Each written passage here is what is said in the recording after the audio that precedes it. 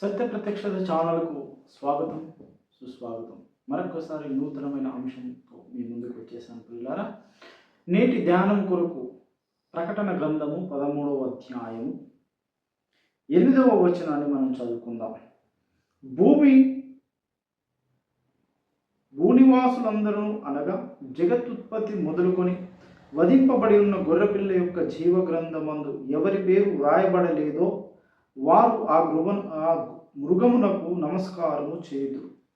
ప్రియులారా, ప్రకటన గ్రంథము అనగానే ఇది చాలా కాంప్లెక్స్ కలిగినటువంటి అంశాలను కలిగినటువంటి గ్రంథము.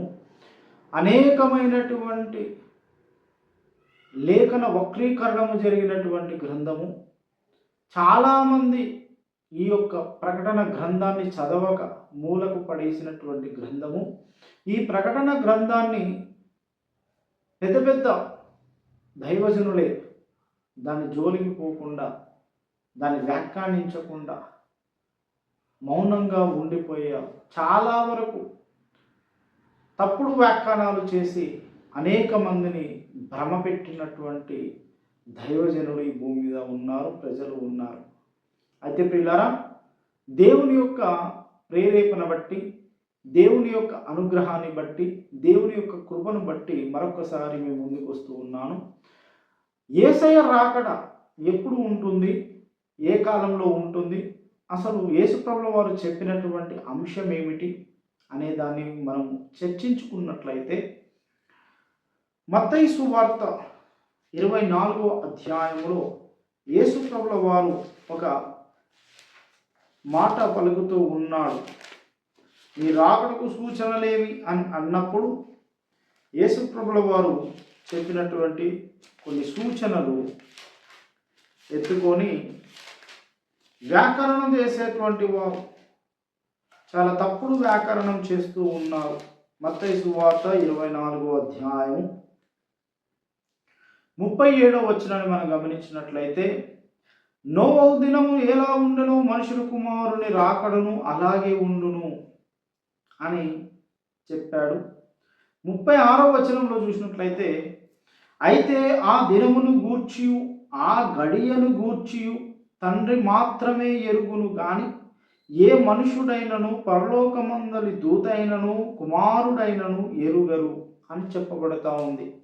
ఆ దినము అంటే ఏ దినము? యేసుప్రభుల వారు 3వ ఆకాశానికి రావడం అనే అంశం గురించి మాట్లాడు. మొదటి రాకడ అంటే రెండవ రాకడలో 2 భాగములు. ఒకటేమో మధ్యాకాశానికి రావడం, రెండవదేమో బహిర్గతంగా భూమి మీదికి రావడం. రెండవ రాకడలో 2 భాగములు. మధ్యాకాశానికి రావడమేమో భక్తుల యొక్క పునరుద్ధానానికి సూచన కాదు, భక్తుల యొక్క పునరుద్ధానం జరిగేటువంటి సమయం. తర్వాత భక్తులతో వివాహం జరిగిన తర్వాత, న్యాయమైన తీర్పు, నిత్యమైన తీర్పు జరిగిన తర్వాత వాళ్ళతో కలిసి ఈ భూమి మీదకు వచ్చి 1000 ఏళ్ల పరిపాలన చేసేటువంటి భాగము, 2వ భాగం. అయితే యేసుప్రభుల వారు ఎప్పుడు వస్తారో మనుష్య కుమారుడికి కూడా తెలియదు అని ఇక్కడ ఏ మనుషుడైనను పరలోకమంది దూతలైనను కుమారుడైనను ఎరుగరు. కుమారుడు అంటే సాక్షాత్తు యేసునాథుని యొక్క మాట, యేసునాథుడే అని వ్యాఖ్యానిస్తున్నారు. కరెక్టే. కుమారుడికి తెలియదు. ఎప్పుడు తెలియదు? కుమారుడు దైవత్వాన్ని వదిలి ఈ భూమి మీద అవతరించినప్పుడు ఆయనకు ఆ గడియ తెలియదు, ఆ దినము తెలియదు. కానీ ఆ గడియకు ఆ దినముకు సంబంధించినటువంటి వ్యవహారాలన్నీ తూచా తప్పకుండా ఎలా జరుగుతాయో వివరించుకుంటూ వచ్చాడు యేసుప్రభుల వారు. చూడండి, భూకంపాలు వస్తాయి, కరువులు కాటకాలు వస్తాయి, జనం మీదికి జనములు వేస్తారు. అయినా కానీ అంతము వెంటనే రాదు అని చెబుతూ ఉన్నాడు. మత్తయి సువార్త 24వ అధ్యాయం 4వ వచనం చూడండి. యేసు వారితో ఇట్లను, ఎవడైనా మిమ్మును మోసపరచకుండా చూచుకొనుడి. అనేకులు నా పేరిట వచ్చి నేనే క్రీస్తునని చెప్పి పలువురిని మోసపరిచెదరు, మరియు మీరు యుద్ధములను గూర్చి యుద్ధ సమాచారమును గూర్చి వినబోదురు. మీరు కలవరపడకుండా చూచుకొనుడి. ఇవి జరగవలసి ఉన్నవి, కానీ అంతము వెంటనే రాదు. అంతము వెంటనే రాదు. మరి అంతము ఎప్పుడు వస్తుంది అంటే, ఇక్కడ యేసయ్య రాకడకు ఒక రకమైనటువంటి సూచక్రియలు ఉన్నాయి, అంతానికి ఒక రకమైన సూచక్రియలు ఉన్నాయి. అంతము అంటే భూమి మొత్తం అంతరించిపోవడం, భూమే బూడిదైపోవడం, నూతన గ్రహముగా మారిపోవడం. దాని గురించి ఆయన రాకడకు యుగ సమాప్తికి రెండు రకాలైనటువంటి ప్రశ్నలు వేశారు శిష్యులు. అయితే ఆయన రాకడకేమో సూచనలు చెప్పాడు, యుగ సమాప్తి వెంటనే రాదని చెప్పాడు. అంటే మధ్యలో ఒక గ్యాప్ ఉంది. అయితే ప్రియులారా, యుగ సమాప్తి గురించి నేను చెప్పట్లేదు, కానీ సూచనల గురించి మాట్లాడుతూ ఉన్నాను. ఒక గర్భిణీ స్త్రీకి ప్రసవ వేదన వచ్చినట్లుగా ఆయన రాకడ ఉంటుందని యేసు ప్రభుల వారు ఉటంకించాడు. అలాగే పౌలు భక్తుడు కూడా ఈ యొక్క రెండవ రాకడ గురించి ఉటంకించాడు. గర్భిణీ స్త్రీకి ఏ విధమైతే ప్రసవ వేదన కలుగుతుందో దానితో పోల్చాడు. ఒక గర్భిణీ స్త్రీని ప్రసవ వేదనతో యేసు ప్రభుల వారి యొక్క రెండవ రాకడ గురించి పోలవడం అంటే, ఇక్కడ మనం గమనించాల్సిన విషయం ఏమిటంటే ప్రియులారా, ఒక స్త్రీ తన సొంత పురుషునితో కలవగానే వెంటనే ప్రెగ్నెన్సీ రాదు. కొంత టైంకి ప్రెగ్నెన్సీ కన్ఫామ్ అవుతుంది. ఎప్పుడైతే ప్రెగ్నెన్సీ కన్ఫామ్ అవుతుందో వెంటనే వెళ్ళి హాస్పిటల్లో జాయిన్ అయితే ఏమని అంటాము, అసలు జాయిన్ చేసుకోరు. ఫస్ట్ ఆమెని ఇంటికి వెళ్ళి 9 నెలలు నిండిన తర్వాత రమ్మని ఒక డేట్ అనేది ఇస్తారు. ఈ మధ్యలో టెస్ట్లు అవన్నీ చేస్తూ ఉంటారు. అయితే పిల్లారా, దాంతో పోల్చబడ్డది యేసు ప్రభుల వారి రెండవ రాకడ. అంటే నా పేరిట వచ్చేవాళ్ళు అబద్ధ క్రీస్తులు వస్తారు, యుద్ధాలు వస్తాయి, యుద్ధ సమాచారాలు వస్తాయి, కరువులు, కాటకాలు ఇవన్నీ వస్తాయి. వచ్చినగానే ఒక స్పష్టమైన సూచన ఒకటి మీకు చూపుతున్నానని చెప్పి యేసు ప్రభుల వారు ఆ సూచన కూడా చెప్పేశారు. ఏంటి ఆ సూచన అంటే, మత్తయి సువార్త 24వ అధ్యాయంలోనే 15వ వచనంలో ఆ మాట పలుకుతూ ఉన్నాడు. చూడండి, కాబట్టి ప్రవక్త అయిన దానియేలు ద్వారా చెప్పబడిన నాశనకరమైన హేయ వస్తువు పరిశుద్ధ స్థలమందు నిలుచుట మీరు చూడగానే చదువువాడు గ్రహించునుగాక. మీరు, ఇక్కడ మీరు అనేది ఎంఫసైజ్ చేసి చెప్తున్నా. మీరు చూడగానే, ఎవరు చూడాలి? మీరు అంటే ఎవరు? అక్కడ ఎవరికి చెప్తున్నాడు? తన శిష్యులకు చెబుతున్నాడు. అయితే ఆ శిష్యులు ఆ యొక్క అబద్ధ హేయమైన వస్తువు వచ్చి నిలిచినప్పుడు ఆయన చూస్తారా? వాళ్ళు ఎప్పుడో పరదేశంలోకి వెళ్ళిపోయారు. యేసు ప్రభుల వారు పునరుద్ధానం చెందగానే వీళ్ళు ఒక 100 సంవత్సరాలు, దాదాపు 100 సంవత్సరాల లోపు వీళ్ళు బతికి ఉండొచ్చు. 100 సంవత్సరాల తర్వాత వీళ్ళందరూ చనిపోయారు. అయితే వీళ్ళందరూ ఇప్పుడు ఎక్కడున్నారు? పరదేశంలో ఉన్నారు. మరి మీరు చూడగానే చదివిన వాడు గ్రహించును అన్నాడు.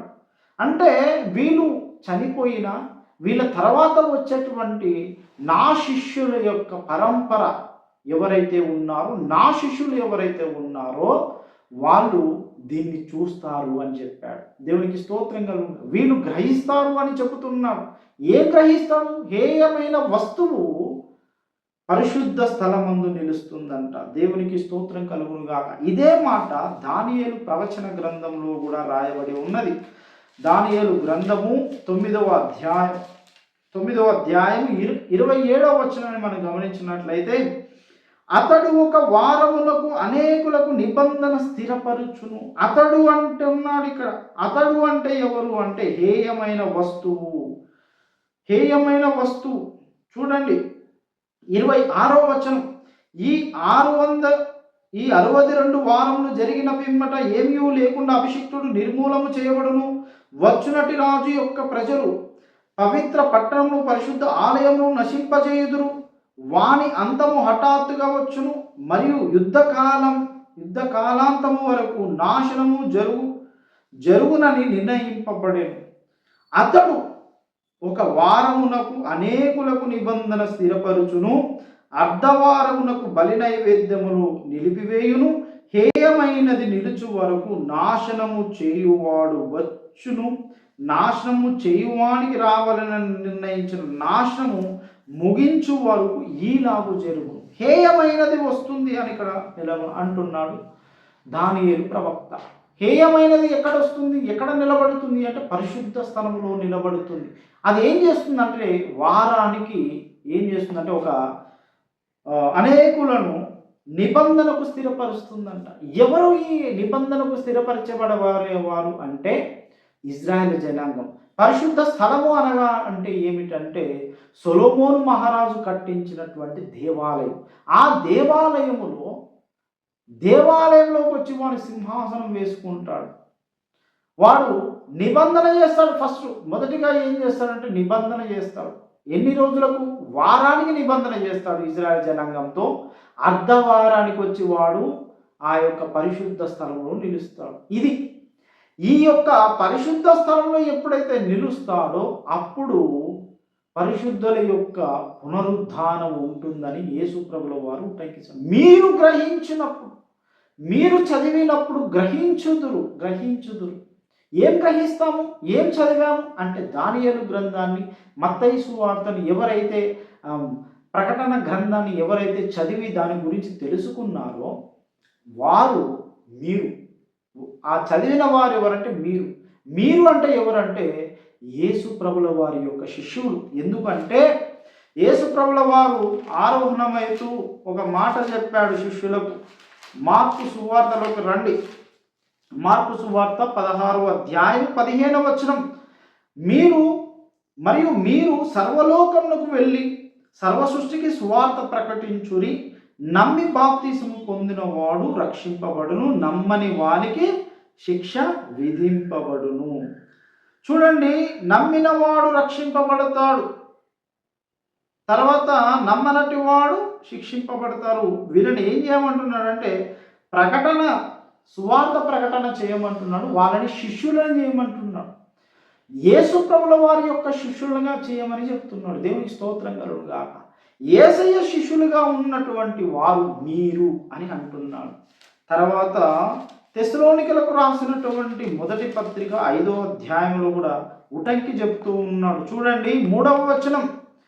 లోకులు నెమ్మదిగా ఉన్నది, భయమేమీ లేదని చెప్పుకొనుచుండగా గర్భిణీ స్త్రీకి ప్రసవ వేదన వచ్చినట్టు వారికి అకస్మాత్తుగా నాశనము తటస్థించును గనుక వారెంత మాత్రము తప్పించుకొనలేరు. సహోదరులారా, ఆ దినము దొంగ వలె మీ మీదికి వచ్చుటకు మీరు చీకటిలో ఉన్నవారు కారు. మీ మీదికి మళ్ళా మీరు అని ఉటంకిస్తూ ఉన్నాడు పౌలు. మీ మీదికి వచ్చుట అది మీరు చీకట్లో ఉన్నవారు కాదు, వెలుగులో ఉన్నవారు. అంటే వెలుగులో ఉన్నవారు ఎవరు అంటే పరిశుద్ధులే. ఈ పరిశుద్ధులు ఎవరు అంటే వెలుగులో ఉన్నటువంటి వారిని పరిశుద్ధులు అని లేఖనం సెలవిస్తూ ఉంది. పరిశుద్ధులని వెలుగులో ఉన్నవారు అని చెబుతుంది. అయితే ప్రియులారా, ఎప్పుడైతే ఆ హేయమైన వస్తువు ఆ పరిశుద్ధ స్థలములో నిలుస్తుందో అప్పుడు మొదటి పునరుద్ధానము జరుగుతుంది అని ప్రకటన గ్రంథములో చెప్పబడి ఉంది. చూడండి, ప్రకటన గ్రంథంలో మనం చూసినట్లయితే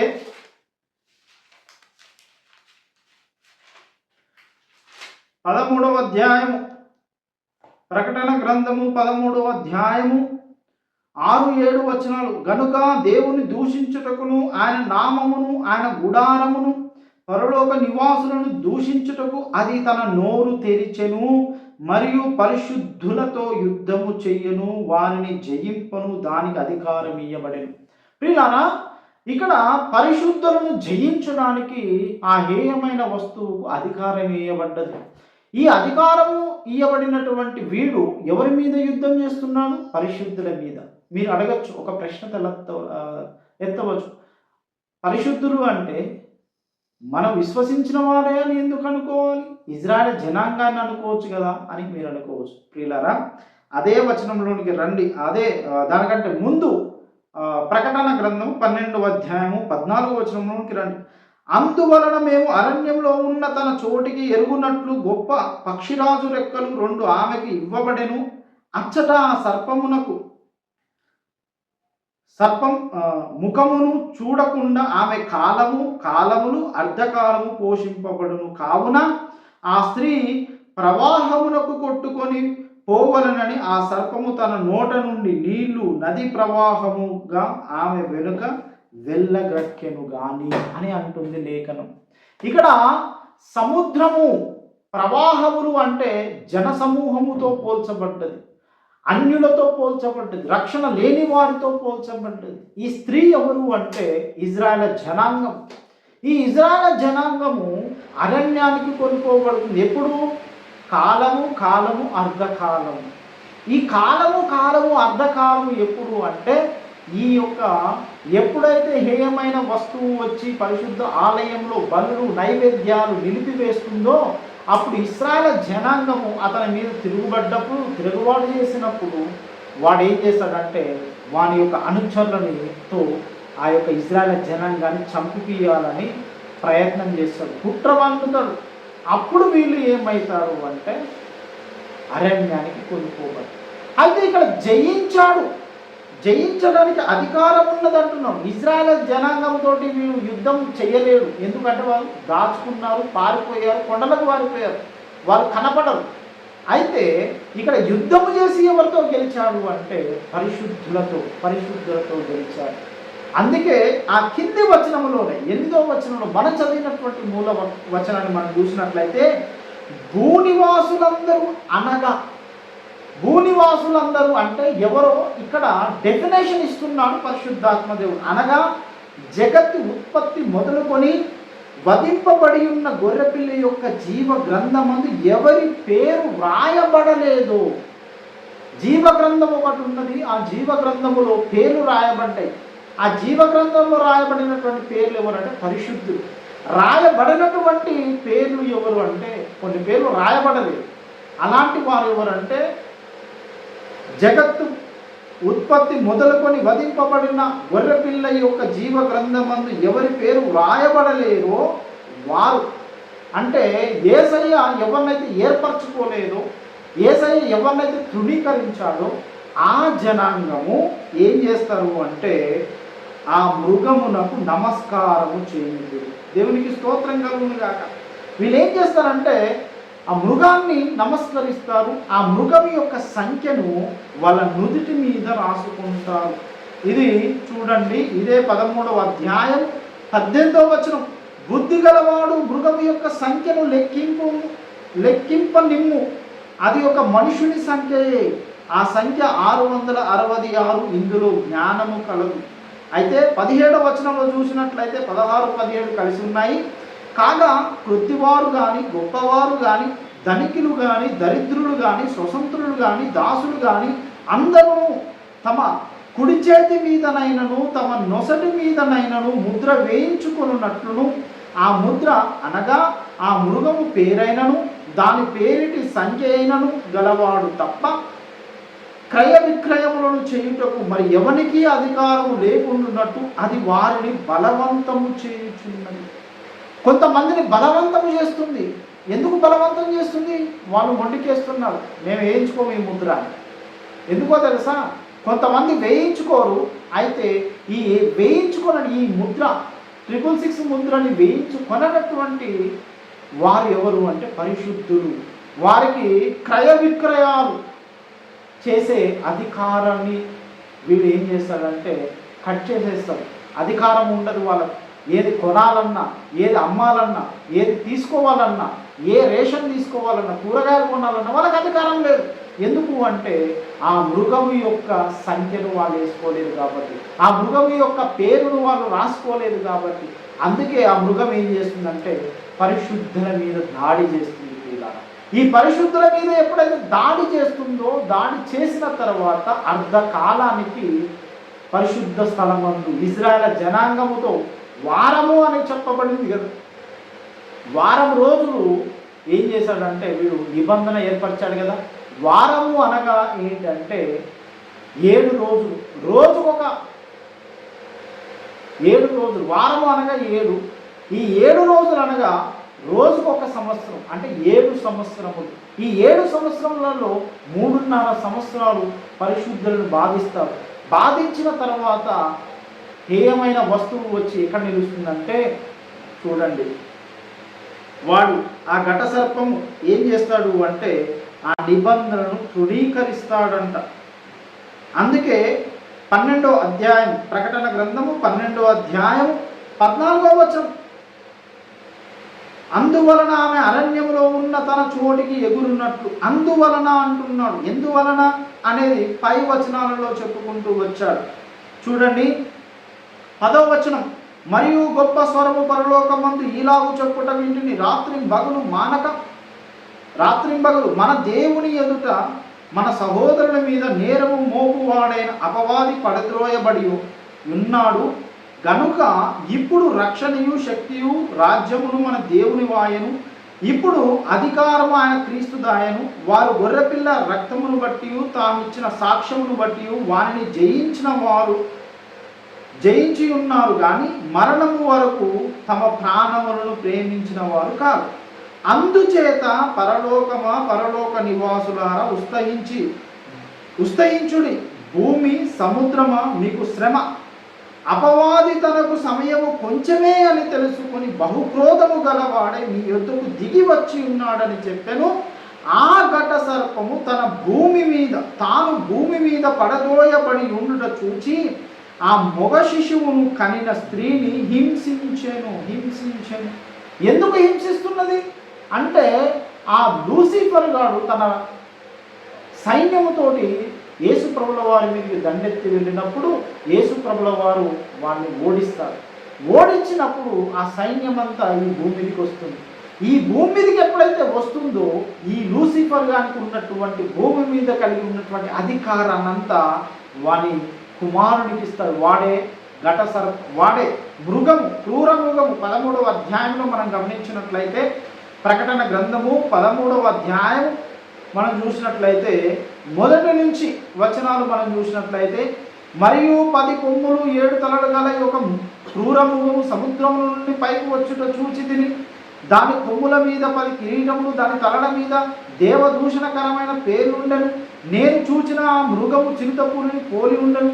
దాని పాదములు పాదముల వంటివి, దాని నోరు సింహపు నోరు వంటిది. దానికి ఆ ఘట సర్పము తన బలమును తన సింహాసనమును గొప్ప అధికారము ఇచ్చాడు. ఈ ఘట సర్పం అనగా ఎవరు అంటే అపవాది. ఈ అపవాది తన అధికారాన్ని ఎవరికి ఇస్తున్నాడంటే ఆ క్రూర మృగానికి ఇస్తున్నాడంటే. ఎందుకు ఇచ్చాడు అంటే వాడు తన కుమారుడు కాబట్టి పిల్లరా, ఈ హేయమైన వస్తువు సాతాను గారి కుమారుడు. అయితే వీడు ఎప్పుడైతే పరిశుద్ధ స్థలంలో వచ్చుట చదివిన వారు గ్రహిస్తారో, ముద్రను ఎవరైతే వేసుకోరో, ఎవరైతే జీవ గ్రంథములో రాయబడ్డాడో వారు వాని యొక్క ప్రతిభకు నమస్కరించరో వాళ్ళ మీద వీడు ఏం చేస్తాడంటే యుద్ధము చేస్తారు. అప్పుడు కడబూరం రోగుతుంది. యేసుప్రభుల వారు వచ్చి ఆర్భాటముతో, ప్రధాన దూత ఆర్భాటముతో వస్తాడంట. కొరింథీయులకు రాసినటువంటి మొదటి పత్రిక 15వ అధ్యాయము 51, 52 వచనాలు మనం గమనించినట్లయితే, ఇదిగో మీకు ఒక మర్మము తెలుపుచున్నాను, మనమందరము నిద్రించము గాని నిమిషములో ఒక రెప్పపాటున కడబూర మ్రోగగానే మనమందరము మార్పు పొందుదము. బూర మోగును, అప్పుడు మృతులు అక్షయులుగా లేపబడుదురు, మనము మార్పు పొందు. అంటే ఆ సమయానికి ఎవరైతే బ్రతికి ఉన్నారో వారు ఏమవుతారు అంటే మార్పు చెందుతారంట. అంత ముందు వరకు ఎవరైతే చనిపోయారో వాళ్ళు మళ్ళీ తిరిగి బ్రతుకుతారంట. ఇలా జరిగినప్పుడు ఎప్పుడు కడబూరం రోగగానే. ప్రియులారా, ఈ యొక్క కడబూర ఎప్పుడు మోగుతుంది అంటే శ్రమల మధ్యకాలంలో మోగుతుంది అని ఈ ప్రకటన గ్రంథము 13వ అధ్యాయం 8వ వచన ప్రకారం దేవుడు మనకు సెలవిస్తూ ఉన్నాడు. కాబట్టి ప్రియులారా, మన రెండో రాకడ ఎప్పుడు ఉంటుందంటే శ్రమల మధ్యకాలంలోనే ఉంటుంది. శ్రమల మధ్యకాలంలోనే సంఘము ఎత్తబడుతుంది. చాలామంది శ్రమల ముందు ఎత్తబడుతుందని చెప్తున్నారు. శ్రమల ముందు ఎత్తబడితే పరిశుద్ధులు ఎవరు? ఆ పరిశుద్ధులతో ఆ యొక్క అంతిమ అబద్ధ క్రీస్తు ఎవరితో యుద్ధం చేస్తాడు? ఎవరి మీద వాని యొక్క పగను, వాని యొక్క తృష్ణను ఎవరి మీద తీర్చుకుంటాడు అంటే పరిశుద్ధుల మీద. ఎవరు ఆయనకి నమస్కరించరు? ఈ లేఖనం ప్రకారం ప్రకటన గ్రంథము 13:8 వచనము ప్రకారము జీవ గ్రంథములో ఎవరి పేరైతే వ్రాయబడలేదో వారు మృగానికి నమస్కారం చేస్తారు. అంటే ఏంటి? ఎవరి అయితే గ్రంథములో జీవ గ్రంథంలో ఎవరి పేరైతే రాయబడిందో వారు నమస్కారం చెయ్యరు అని అర్థం. కాబట్టి ప్రియులారా, ఈ యొక్క సత్యాన్ని మీరు గమనించాలి. పరిశుద్ధాత్మ దేవుని యొక్క అధికారము కింద ఉండి పరిశుద్ధాత్మ దేవుని యొక్క కృపను పొందుకుంటూ పరిశుద్ధాత్మ దేవుడు మీ కన్నులు వెలిగిస్తే ఈ విషయాలు మనకు గోచరమవుతాయి. కాబట్టి ప్రియులారా, ప్రతి లేఖనాన్ని మనం పరిశోధించేటప్పుడు దావీదు చేసినటువంటి ప్రార్థన మనం చేయగలగాలి. ఏంటి ఆ ప్రార్థన అంటే, దేవా నీ ధర్మశాస్త్రంలో ఉన్నటువంటి ఆశ్చర్యమైన సంగతులను చూచున్నట్లు నా కన్నులు తెరువు అంటున్నాడు. ప్రియులారా, బైబిల్లో ఇంత చక్కగా రాయబడి ఉంది, బైబిల్లో ఇంత చక్కగా వివరించబడి ఉంది.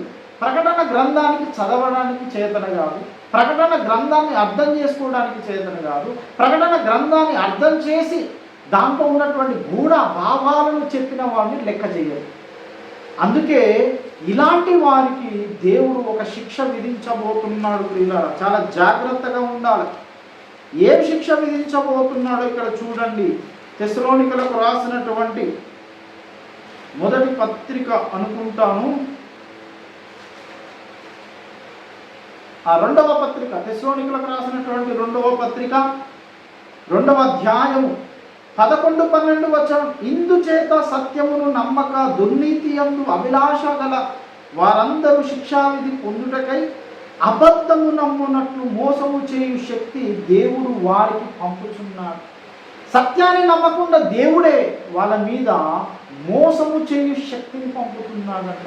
ఆనాడు సౌలు భక్తుని మీద దేవుని యొక్క సింహాసనం నుంచి దురాత్మ ఏ విధంగా అయితే సౌలు మీదకి వచ్చిందో, ఈ కడవరి దినాల్లో కూడా దేవుడు తన ఉగ్ర రూపాన్ని చూపిస్తున్నాడు. ఏంటి ఆ ఉగ్ర రూపమో తెలుసా? మీరెన్నటికీ సత్యాన్ని గ్రహించకుంటున్నట్లు, మీరెన్నటికీ పరలోక రాజ్యానికి రాకుంటున్నట్లు, మీరెన్నటికీ యేసు చెంత ఉండకుంటున్నట్లు మిమ్మల్ని తృణీకరిస్తున్నాడు. ఎందుకో తెలుసా? సత్యానికి నువ్వు చెవి ఇవ్వట్లేదు.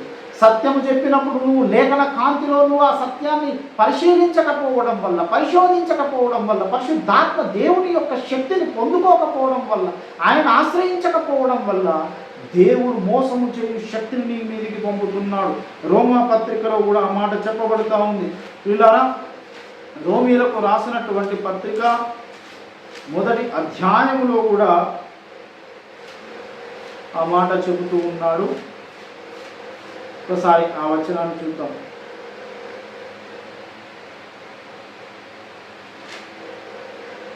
రోమా పత్రిక మొదటి అధ్యాయం 29వ వచనం. దేవుడు భ్రష్ట మనసుకు వారిని అప్పగించను.